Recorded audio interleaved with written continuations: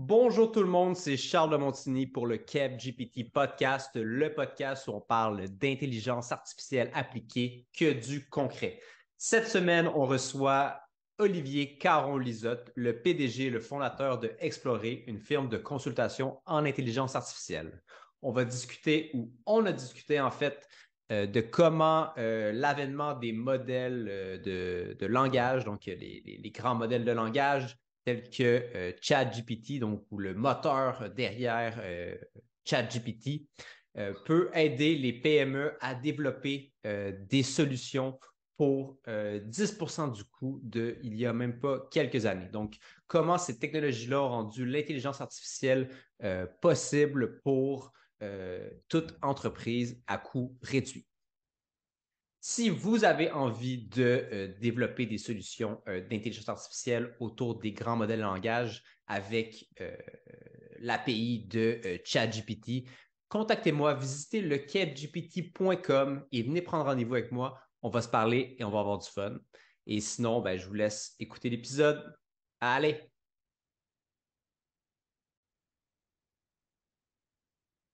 Salut Olivier, comment ça va?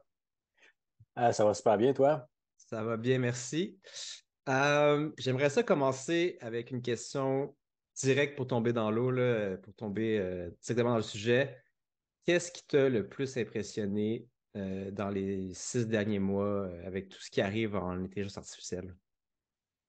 Et spécifiquement dans les 6 derniers mois, ouais, je te Ça peut être dirais que ça peut être dans la dernière année, là, mais tu sais, il y a tellement d'affaires qui sont arrivées, on dirait, dernièrement depuis ChatGPT, là. ouais, tu vois, je vais être bien plate, mais je vais dire ChatGPT.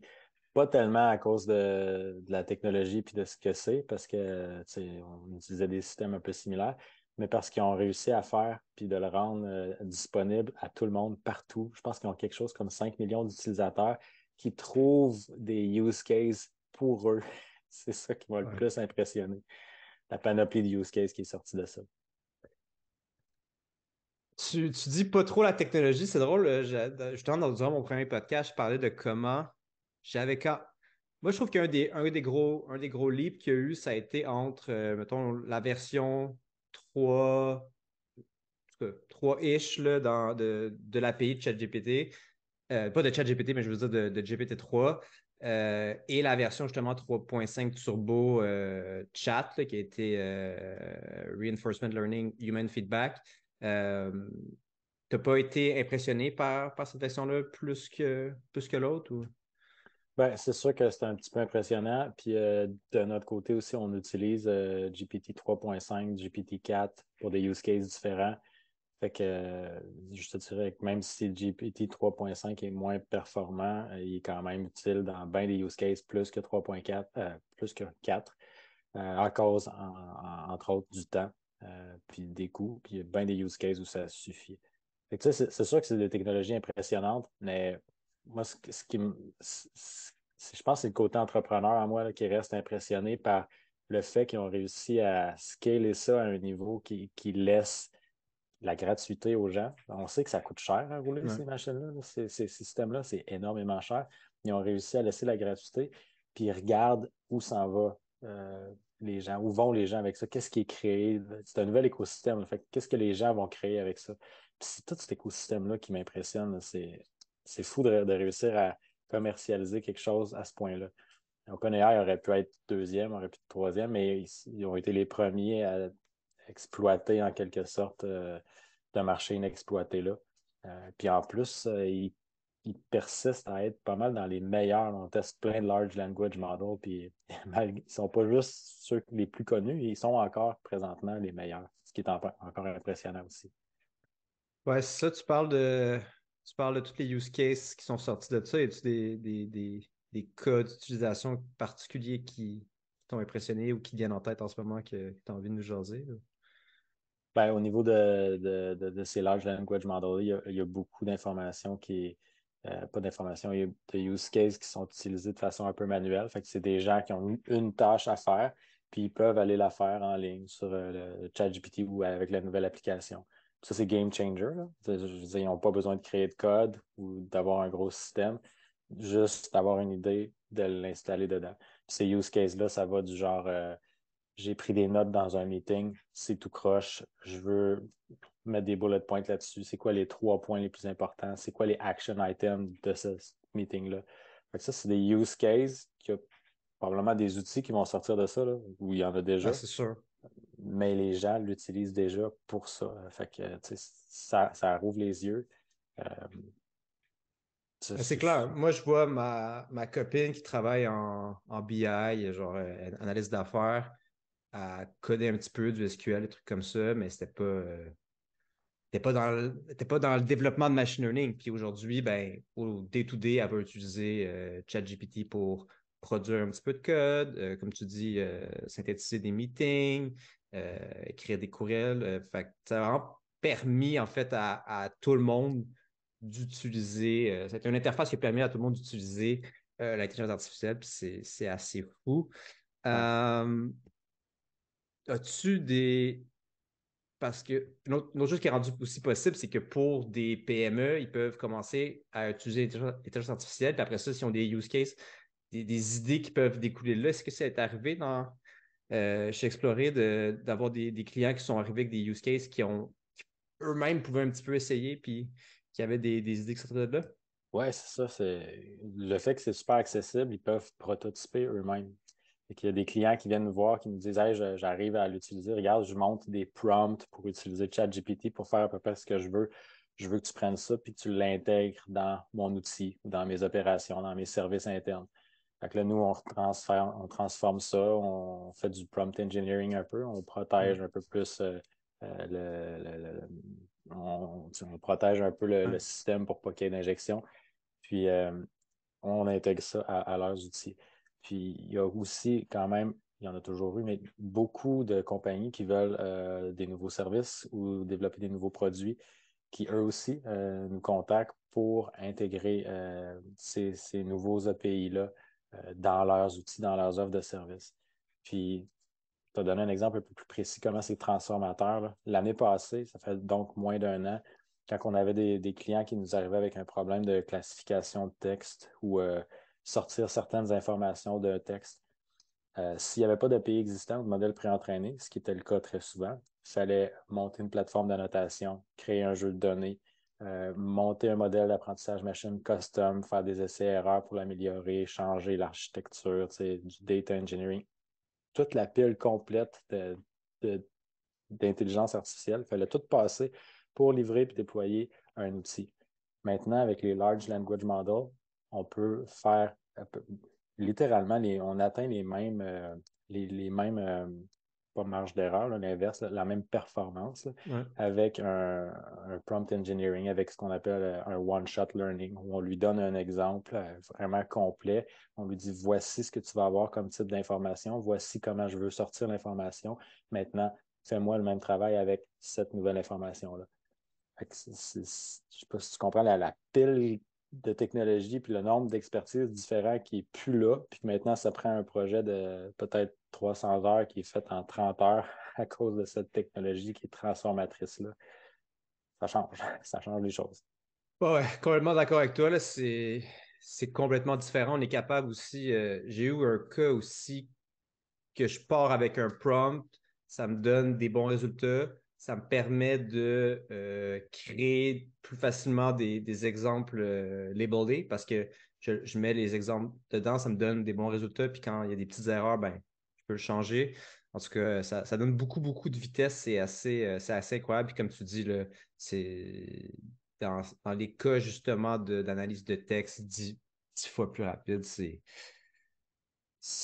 c'est pas peu dire. Pour juste faire un peu de push sur ce que tu viens de Ouais. mentionner, c'est aussi très transformatif. C'est tellement flexible qu'auparavant, tu avais ton modèle d'apprentissage machine, il te donnait ton résultat. Il va te donner le résultat sous forme de voici ce que je pense que c'est cette catégorie-là et voici le score associé. Mais maintenant, tu peux littéralement exiger au travers de prompting de te l'envoyer dans le bon format, que ce soit un Ouais. JSON standard.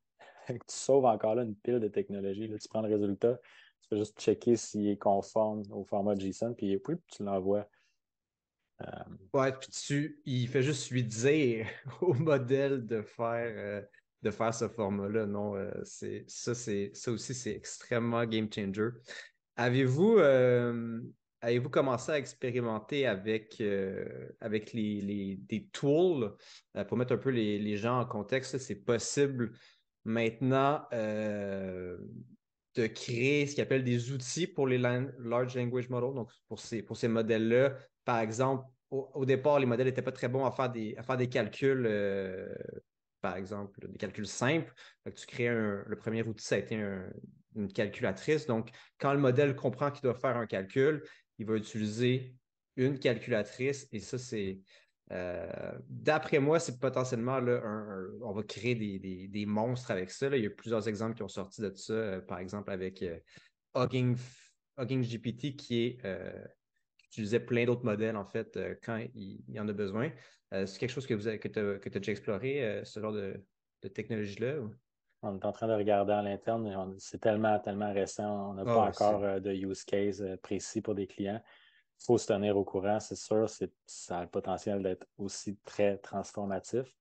Je te dirais, quand on a des use cases, en ce moment, on a encore le réflexe d'y aller un peu plus old school, quand ça nécessiterait un outil de ce type-là. Euh, nous, on déploie beaucoup de solutions, tu sais, Ouais. puis de déployer quelque chose qui est un peu trop cutting edge, on va attendre quelques mois, voir comment ça se stabilise, si ça peut être assez robuste pour un usage en entreprise.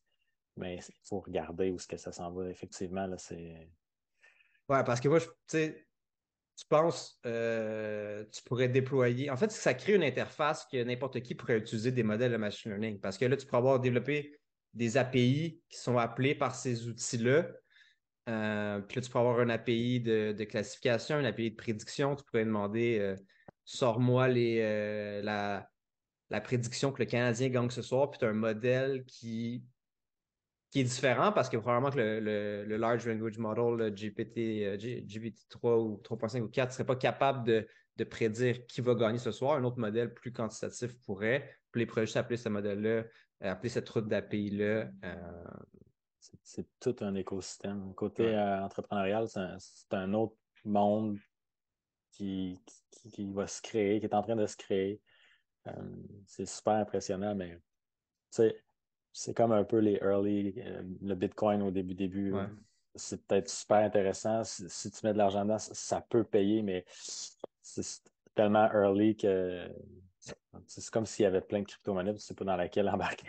Ah ouais, c'est ça. Ben, tu sais, comme bien des choses comme Internet, ouais, j'imagine, au début, il y a bien des choses. Probablement que ces blocs-là sont pour rester parce que, bon, c'est assez générique, là, les tools, puis ça vient s'intégrer avec des solutions plus classiques. Là. C'est un peu la même idée que les plugins de ChatGPT aujourd'hui, que tu peux demander à Kayak des billets d'avion, mais tu pourrais en construire à l'interne dans des applications.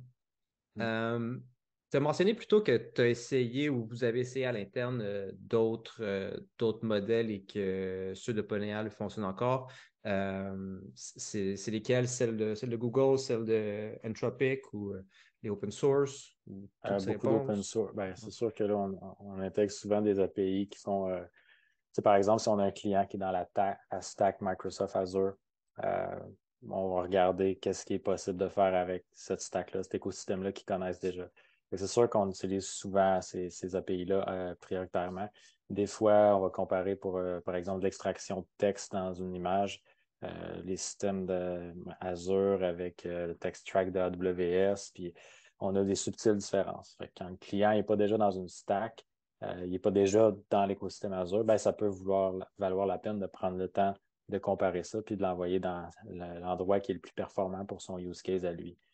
Mais c'est tellement compétitif qu'il y a de moins en moins de différences. Les Ouais. systèmes sont compétitifs, c'est subtil, je te dirais, les degrés de différence d'un système à l'autre quand tu l'utilises. Ça commence à paraître quand tu as un use case vraiment précis. Tu es en train donc de construire quelque chose d'un peu spécifique à une industrie particulière, puis tu veux te démarquer, tu veux être meilleur que les autres. Là, ça vaut la peine d'aller utiliser l'API la plus performante. Euh, Souvent, pour la plupart des clients, c'est les API existantes qui est le plus performant. S'il n'en existe pas, là, les modèles open source commencent à être intéressants. Mais dans la plupart des cas, s'il existe une API commerciale quelque part, la majorité battent les modèles open source sur le marché. Ouais, puis c'est Quasiment. plus, je vais dire, rare. euh,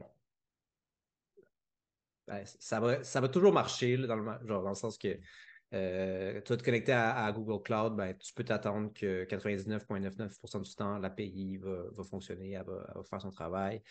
Dans l'open source, des fois, j'ai eu des expériences que Plus de c'est plus travail à mettre en chancelant. place. Oui, Ouais, exact, c'est exactement. ça. Mais ça peut être très payant quand même. Il y a les cas des licences, tu ne peux pas faire n'importe quoi. Euh, nous, on fait beaucoup de travail qui sert d'optimisation à l'interne. Utiliser de l'open source pour tes opérations à l'interne, en fait, c'est bon parce que ça réduit même tes coûts. Ouais. Euh, Fait que c'est l'autre point qu'il faut penser là, au niveau de la licence. Euh, mais tu sais, c'est ça. Fait que l'API, c'est pas mal ce qui est plus performant, que ce soit pour du texte, du traitement de l'image. Ensuite, les modèles préentraînés, la open source, c'est rare que tu vas faire un projet pour un seul client, pour un seul use case, que tu vas avoir assez de données et d'informations pour créer quelque chose qui est plus performant qu'un groupe a fait, puis que l'open source. Fait que quand tu n'as pas le modèle préentraîné qui existe, ben là, le fallback, c'est de faire quelque chose de custom. Mais il faut Ouais. toujours avoir le réflexe d'aller voir ailleurs parce que ces gros groupes-là, C'est un plus gros chantier quand tu pars sur du custom, là. C'est un peu comme dans le logiciel, quand tu as un besoin, habituellement, tu es capable de trouver oui, fait quelque que chose. là, qu'on parlait de quel type de client va vouloir ça, c'est quelqu'un qui veut le commercialiser. Ce ne sera pas quelqu'un pour optimiser ses opérations à l'interne qui va vouloir faire l'investissement, créer quelque chose de complètement nouveau. Ouais, c'est parce que si tu veux le commercialiser puis tu veux être sur un style SaaS, ben, tu as besoin de quelque chose d'unique. Puis pour avoir quelque chose d'unique, ben, tu peux pas utiliser une solution qui est. Ben, tu peux peut-être utiliser une solution en la fine-tunant, là, un Oui, API. Puis, ça marche aussi. Mais ouais. ton incentive, tu sais, tu l'as dit, là, ça va coûter peut-être 10 fois plus cher de bâtir quelque chose littéralement custom. En fait, je pense que c'est techniquement souvent le facteur que je vois, c'est un fois 10. Faut que tu ailles le commercialiser pour rentrer dans ton argent. C'est très rare une compagnie qui va arriver et qui va dire écoute, moi, j'ai tellement des grosses dépenses à l'interne qu'en optimisant ça avec un modèle custom, je vais rentrer dans mon argent quand même. Ça arrive, mais c'est rare. Fait que Ouais, c'est ceux faut qui des le grosses. commercialisent qui vont faire bénéficier beaucoup de clients qui, eux, comme ça, vont récupérer leur investissement. Non, c'est clair. Puis, quel genre, quand une entreprise t'approche, comment vous réfléchissez au prototypage, à les aider? Comment à vous approchez leurs problèmes d'habitude? Il y a tellement de choses qui existent qu'il faut s'être préparé avant. Nous, on fait beaucoup de veille technologique, à savoir qu'est-ce qui existe, qu'est-ce qui est disponible. On est abonné à Hugging Face, à tous les sites pour savoir qu'est-ce qui sort de nouveau.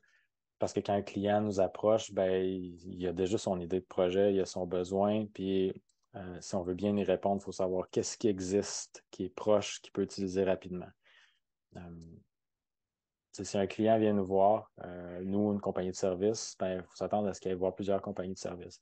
Pour se démarquer, il faut être celui qui va avoir la réponse la plus intelligente, c'est-à-dire que qui comprend le mieux le besoin, puis qui est capable de faire des liens avec ce qui va répondre à son besoin rapidement. Euh, ça, c'est de connaître le marché, puis de connaître les outils, puis d'être toujours à jour. En IA, c'est un méchant défi. Là. Tu mentionnais plein de techniques qui sortent. Il y a plein d'outils qui se commercialisent autour de ces outils qui sortent. Maintenant, même commercialiser un SaaS, c'est quasiment une commodité. Il y a tellement de façons de, de plus rapidement commercialiser un software de service maintenant qu'il en sort vraiment de façon journalière. Fait que c'est de les connaître qui est le premier truc, si je peux dire. Après ça, ben, c'est de connecter les points ensemble. Ça va être quoi une estimation de projet? Là? Ça va être quoi la meilleure façon de répondre à ce besoin-là du client? Ouais, pour rebondir sur les SaaS, on dirait que ça doit être stressant de développer un SaaS en ce moment parce que j'ai l'impression qu'à chaque semaine, il y a des trucs, quelque chose sort, puis ça change ben, tout. On s'entend, ça change pas C'est tout, mais clair. ça peut changer le landscape. Là, j'imagine que si tu travaillais sur un chatbot en 2022, ben là, Bonne chance, là. Oui, Ça doit être. effectivement. Mais comme tu dis, c'est stressant. Tu développes un produit, un SaaS, tu prends quelques mois pour le faire. Tu fais ton étude de marché au début, tu es le premier, tu es le seul. Puis le temps, les 2, 3 mois que ça te prend, même si tu es chanceux que ça te prenne juste 2, 3 mois, Ouais. tu n'es plus first to market quand tu arrives. Non, non, L'écosystème explose. Puis... c'est assez terrible. Euh, Qu'est-ce qui fait qu'une business est capable de faire une transition vers l'IA puis que ça fonctionne bien dans ton expérience? Parce qu'on s'entend que la majorité des entreprises qui doivent venir vous voir, c'est pas sont pas natives machine learning. Là, ça va pas être beaucoup des. Alors, c'est sûr qu'on a des équipementiers, des gens qui viennent nous voir, qui ont besoin de développer ça pour eux, pour le commercialiser. Mais mettons, les PME qui viennent nous voir, euh, ce qui fait la différence, c'est qu'il y a un besoin réel. Ouais, On donne des ateliers, des fois, de cartographie des opportunités IA. Ça, c'est des compagnies qui sont intéressées à regarder, appelons ça des scale-up, ou des compagnies qui essaient de trouver la prochaine façon qu'ils vont réussir à accélérer leur croissance. Fait qu'on fait avec eux des ateliers, on regarde c'est quoi les opportunités dans lesquelles l'intelligence artificielle peut les aider dans leurs services ou dans des nouveaux produits, à accroître leur business en général. S'il sort rien de marquant de là, ben c'est sûr que d'essayer un projet pareil, ce serait de se tirer dans le pied. L'entreprise n'est peut-être pas prête ou est dans un domaine où l'IA n'est pas encore effectif. Mais il n'y en a pas beaucoup. Fait que, les plus gros facteurs de succès, c'est l'adhésion des gens à l'interne. Il ne faut pas qu'ils voient ça comme un buzzword. Il faut qu'ils voient ça plus comme, par exemple, un nouvel assistant qui vient d'arriver ou un nouveau logiciel qui va prendre en charge une partie de leurs opérations. Il faut qu'ils le voient vraiment comme quelque chose de tangible. Puis je parle de tangible parce que quand on parle d'intelligence artificielle, ça ne vit pas en soi. Il faut que ça soit intégré à un outil logiciel ouais. existant ou nouveau. Mais la seule façon de l'utiliser, c'est qu'il faut qu'il soit intégré à un logiciel. Il ne faut pas négliger cette portion d'intégration-là. Il y a des compagnies qui ont des vieilles stacks technologiques. C'est quand même possible de l'intégrer avec, mais il faut s'attendre à mettre les mains dans leur vieille stack, à modifier certaines interfaces, à rajouter certains systèmes. Fait que ça prend du temps de eux à l'interne de faire ces modifications-là. C'est pour ça que je parle d'adhésion. Il faut que toute l'équipe de l'entreprise soit convaincue de la pertinence du projet. Puis justement, là, quand une entreprise a déjà une stack vieille ou moins vieille, euh, puis vous voulez intégrer ces genres de systèmes-là, vous y prenez comment? Vous allez créer des API, des microservices à côté qui viennent jouer avec ça? C'est vraiment du cas par cas. Je te dirais qu'il y a des intégrations qu'on peut faire qui nécessitent très peu de modifications au niveau du client. On peut s'intégrer directement à la base de données. Donc, on lit l'information, puis quand il y a une information qui déclenche une action, on prend action, puis on repousse dans la base de données une nouvelle action, une nouvelle information. Ouais. Donc, ça minimise le développement logiciel du côté du client. Donc, ça, c'est une façon de s'intégrer. Mais sinon, c'est souvent des API, effectivement. Un client est déjà dans une suite logicielle de GCP, Azure, AWS, va essayer d'intégrer des outils là-dedans, des fonctions pour les procédures de modèle d'apprentissage machine. C'est souvent une bonne idée d'utiliser des fonctions parce que tu payes à l'utilisation, tu ne payes pas le serveur toute la journée. Puis Ouais. c'est souvent des use cases sporadiques. L'IA prend action suite à un événement qui vient d'arriver, puis elle n'a rien à faire pendant le reste du temps dans la journée. Fait que ces fonctions-là sont super bénéfiques. Je dirais Puis c'est juste peut-être pour les gens, ouais. là, une fonction, c'est euh, en fait, ça part, tu as une URL, tu peux l'appeler comme un site web, puis derrière, il va y avoir une action qui va être prise, une fonction qui peut être justement de l'IA, du machine learning, puis ça va faire souvent une seule chose.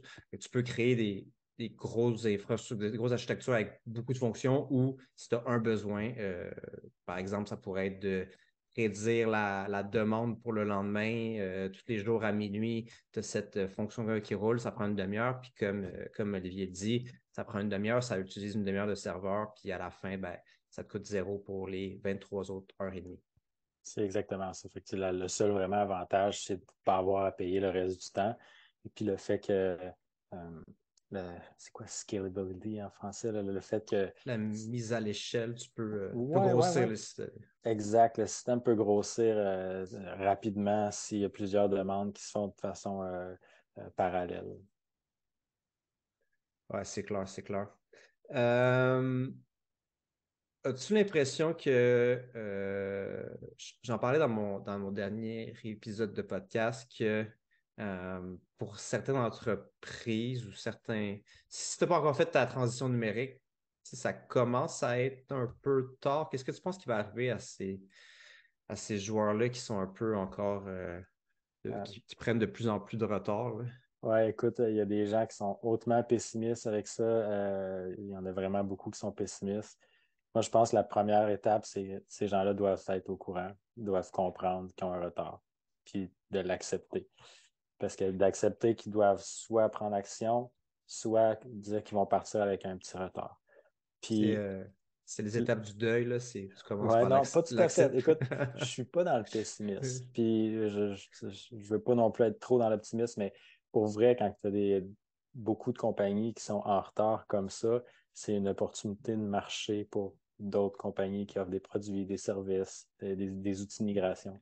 Fait que, par exemple, une compagnie qui doit migrer une vieille technologie vers une nouvelle technologie, ben, à un moment donné, il y a un pic où toutes les migrations se font, puis les outils sont disponibles, puis le marché est mature, puis c'est le bon moment pour faire sa transition. Si tu le fais trop vite, ça va te coûter plus cher. Si tu le fais trop tard, ça va te coûter plus cher aussi parce que l'expertise est rare puis a disparu. Fait Ouais. que les gens qui ont ce retard-là technologique, la suggestion que je peux leur faire, c'est de se tenir au courant puis de savoir sont où, là, par rapport aux autres qui sont dans la même phase qu'eux. Sont-ils vraiment en retard ou sont à peu près dans la moyenne? Faut pas que tu sois trop en retard, puis ça sert à rien d'être vraiment trop en avance non plus. Ouais.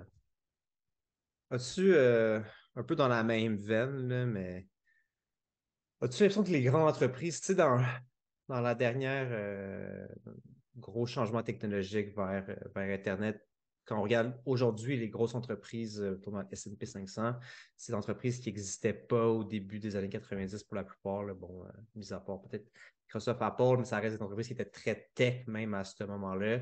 Est-ce que, ou du moins qui n'étaient pas dans le top 10% des plus grosses entreprises aux États-Unis, as-tu l'impression que c'est possible pour un grand groupe de faire une belle transition vers l'IA ou que dans 20 ans, ça va être des nouvelles entreprises qui vont être Je dans ce. pense, Ouais.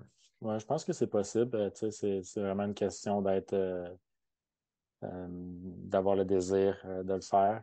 Il y a bien des compagnies, des anciennes compagnies qui étaient dans le top 500 il y a plusieurs années de ça, qui ne le sont pas parce que leur modèle n'était pas autant, on va revenir avec le mot scalable, et, ils n'étaient pas capables de croître aussi vite que les compagnies peuvent dans le monde numérique.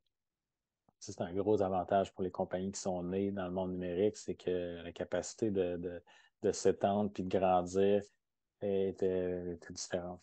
Beaucoup plus facile pour une compagnie dans le numérique de copier des logiciels, de copier des données, de vendre des licences, que de produire des objets physiques. Tu sais, le Ouais. temps est différent, là. J'ai un Ouais. peu perdu le fil de ta question, là, mais tu Ben, sais, penses-tu que les prochains gros joueurs vont être encore ton Google, Apple, Microsoft et compagnie, ou puis il va y avoir d'autres entreprises qui vont émerger de ça? Tu sais, est-ce qu'il y a un gros avantage pour ces joueurs-là en ce moment ou ça peut switcher, là, on peut avoir ouais, des. ben, le gros avantage est monétaire. Ces grosses compagnies-là, ils ont l'argent de faire des acquisitions. Est-ce qu'il y a des compagnies qui vont réussir à rester sous leur radar ou à croître tout seuls de leur côté jusqu'à venir joindre le top 100 des plus grosses compagnies sans jamais avoir été acquis? Euh, Peut-être, mais tu sais, je pense qu'il y en a quand même une bonne quantité qui va y avoir des acquisitions qui vont se faire. Puis si ça va permettre au top 100 la majorité d'entre eux de rester au top 100. Ouais.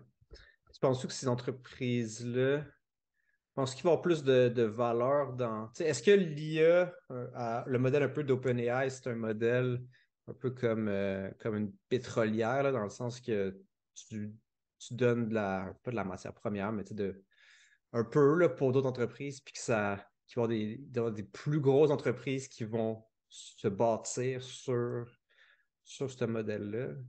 Wow. C'est une bonne question. Est-ce qu'une compagnie qui utilise OpenAI peut devenir plus grande qu'OpenAI? Euh, je ne Je sais sais pas pas. si c'est possible, hein. Juste Ouais, d'un je point sais de vue, pas. juste d'un point de vue mathématique de ce qui. Ben, plus grande, tout est relatif, là, mais Ouais. Non, écoute, des c'est une use bonne cases. question. Parce Je- qu'il y a quand même des grosses entreprises, là, genre Jasper, qui est une des premières, mettons, qui écrit des blogs, des trucs comme ça avec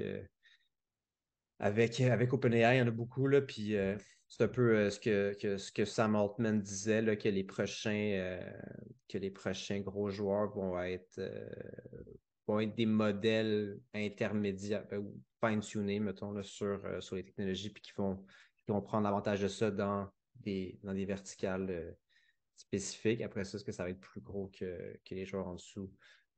Dur à dire, mais je pense qu'il va se passer des choses dans les prochaines années. Il va y avoir beaucoup de changements dans bien des industries. c'est clair. Euh, tu sais, on parle souvent du droit qui pourrait être beaucoup automatisé. Y a-t-il des industries que tu penses qui vont être plus faciles à changer que d'autres? Le droit que tu parles, c'est un très bon exemple. Effectivement, les entreprises où le temps humain est cher et coûteux, c'est sûr, au risque d'avoir le plus d'incentifs, D'incitatifs, là, ouais. ouais, merci, d'incitatifs à automatiser certaines tâches, à réduire la charge de l'humain pour certaines de ces tâches. Fait que c'est les premiers use cases qu'on va voir, c'est là où tu regardes un point de vue d'une compagnie contractuelle qui charge à l'heure, là. Tu regardes les plus hauts taux à l'heure, puis ça va être les premiers à être faits. C'est sûr qu'il y a des exceptions, là, ben, même là, il y a des exceptions, c'est-à-dire les gens qui coachent des business. ChatGPT peut coacher une business. Est-ce que c'est bon ou mauvais? Je ne sais pas encore. Mais écoute, ça Mais va transformer tous les domaines. peut-être un outil, parce que tu sais, après ça, si tu l'entraînes sur. Toi, tu es un coach, puis tu as, je sais pas, 500 heures de vidéo, tu prends le transcript, tu l'entraînes là-dessus. Euh, qui sait? Qui sait ce qui est possible? Ouais, le droit, c'est sûr. Tu sais, c'est quand même bien standardisé. Il y a beaucoup de data techniquement parce qu'il y a plein de jugements qui ont déjà été donnés, il y a plein de textes de loi. Fait que, tu sais, puis il y a beaucoup de recherches qui étaient faites, j'allais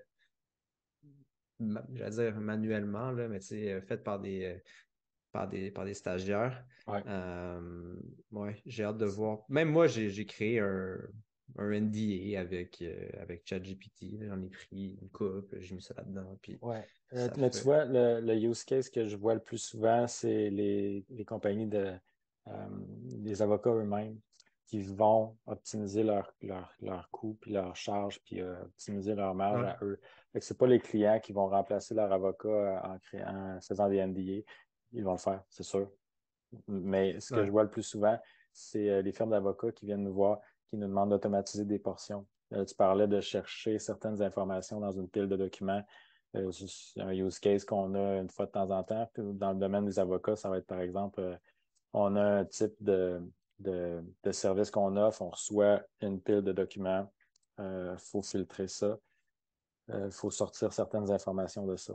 Fait que, scanner le document, ben, c'est des OCR qui vont transformer ouais. l'image en texte. C'est de l'IA. C'est réglé, là, c'est des services API qui le font, mais c'est quand même une couche d'IA.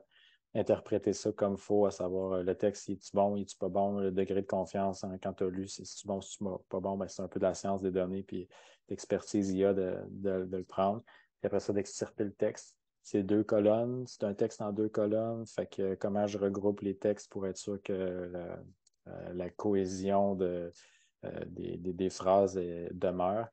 Fait que structurer cette information-là, c'est aussi le genre de projet que des experts en IA sont bons à faire. Puis là, après ça, une fois que tout est propre et tu as du texte, bon, tu as un gros volume de texte, il faut que tu extrais certaines informations. est-ce que tu peux donner à un service comme OpenAI 1000 pages de texte? Tu réussir à digérer ça? Non. Il faut que tu réussisses à le brasser et à le diviser. Fait qu'il y a Ouais. une autre étape en IA qui est la classification de documents.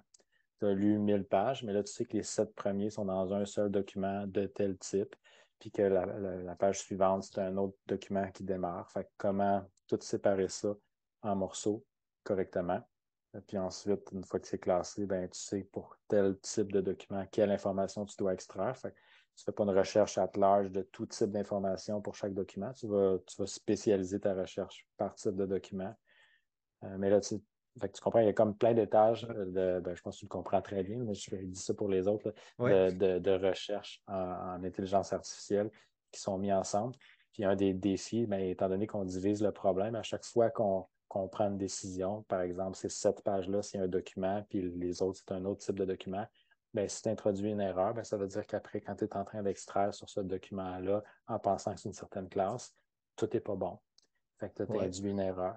Si tu prends l'information qui est là sans avoir fait un due diligence ou une bonne validation, bien, tu t'en vas pousser de l'information dans appelons ça le CRM des avocats, une information qui n'est pas bonne aussi. Fait que là, la mauvaise information se propage. La mauvaise information peut rester là longtemps. Quelqu'un peut décider de faire un autre système basé sur l'IA pour apprendre comment, à partir de l'information, bâtir quelque chose de plus intelligent, mais cette mauvaise information-là rentre, puis il te fait prendre des mauvaises décisions à un autre système plus tard. Ben, c'est drôle là, que tu parles de ça parce que euh, j'entendais la semaine passée justement ce problème-là des erreurs composées et pourquoi AutoGPT ça marche pas en fait. C'est parce que si tu as un système qui est bon à 95% du temps puis qui a 10 étapes, ben, à la fin, c'est sûr que ça ne va pas avoir marché. Genre, peut-être pas 10 étapes, mais en tout cas.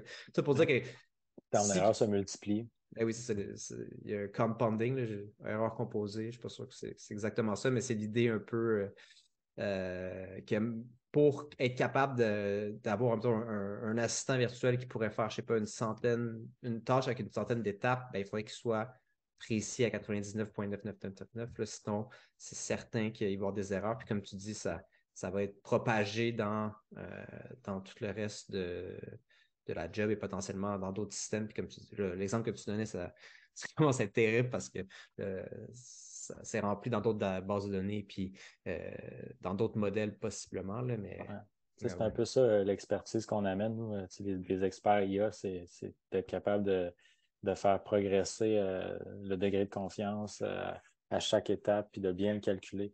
Puis quand tu développes un outil logiciel, ben, c'est plus juste une question logiciel standard d'intégrer des API, mais c'est Ouais. une question d'intégrer une API d'IA qui dit son degré de confiance, puis de calculer l'effet d'addition pour que quand tu développes le logiciel, tu sois capable de prendre une décision à dire, OK, là, c'est le moment où on fait intervenir un individu. Le degré de confiance n'est pas là.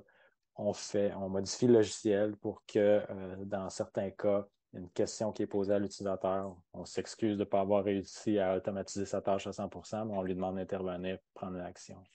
Ouais. Non, parfait. C'est clair qu'on est encore dans une ère de l'humain dans le loop, puis c'est hyper important. Euh, je pense qu'on va C'est-tu finir ça? là. Ouais, vas-y. Juste avant de Oui, terminer, oui, oui. justement, ça me donne envie de revenir sur quelque chose que tu avais demandé, à savoir c'est quoi les facteurs de succès d'une bonne intégration dans Ouais, une entreprise. Puis euh, tous les cas qu'on a bien réussi, c'est des cas où on n'a pas remplacé l'humain. On fait vraiment modifier un logiciel qui était manuel pour qu'il y ait des étapes qui soient, par exemple, pré-remplies dans des champs, mais qu'il y a quand même un humain qui valide. Ça, c'est les meilleurs use cases qu'on a. ouais, L'adoption est très grande. Les gens, ils voient les réponses de la machine, ils se mettent à y faire confiance, ils interviennent, ils viennent corriger. Fait qu'en venant corriger, ben, tu viens d'aider la machine à apprendre plus tard. C'est le meilleur use case. Un client qui nous demanderait d'automatiser à 100% de tâches, il y a un danger. Il y a un danger que ça ne fonctionne pas. Il y a un danger qu'il ne soit pas satisfait, qu'on n'atteigne pas les cibles qu'il veut. Il y a un client qui nous demande d'automatiser d'essayer de rendre ces gens plus efficaces, ben là, c'est sûr qu'il y a un gain. J'ai vu exactement la même chose que toi. C'est exactement la meilleure façon, c'est ça, là, d'être capable de montrer la réponse à quelqu'un puis donner tellement de vitesse parce qu'à la place de devoir tout écrire. Puis tu sais, on le voit aussi dans des applications là, un peu, tu tapes sur Google, restaurant, puis là, il va te proposer des trucs. Ben, tu sais, c'est un peu la même idée, mais dans un code en entreprise Exact. ou j'en sais rien. C'est vraiment la meilleure façon. Puis c'est aussi la voie, si tu veux. Tu sais, si ton objectif, c'est d'aller à l'automatisation à 100%, c'est le chemin à prendre pour être capable, après ça, ça va te donner, après ça, ça va te donner plein d'exemples de cas que ça a marché, de cas que ça n'a pas marché. Fait que ça va aussi, comme tu disais, aider la machine à apprendre. Puis peut-être qu'à terme, ben, tu vas avoir vu tous les edge cases, là, les cas un peu plus prone aux erreurs, puis tu vas y arriver à ton automatisation à 100%, mais ça prend cette étape-là qui est Ouais, obligatoire, puis c'est pour ça qu'il faut mieux commencer plus tôt que plus tard. On va finir belle là-dessus. conclusion. Olivier, comment les gens peuvent te rejoindre s'ils sont intéressés à discuter avec toi, à vous poser des questions, à voir si vous pouvez les aider?